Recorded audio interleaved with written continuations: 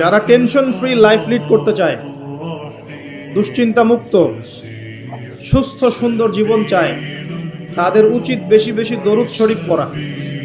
কি পড়া? কারণ কি জানেন? কারণ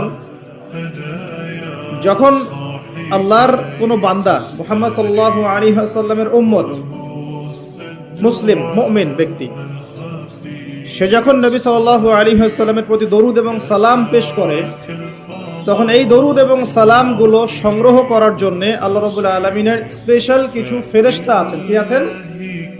ফেরেশতা আছেন।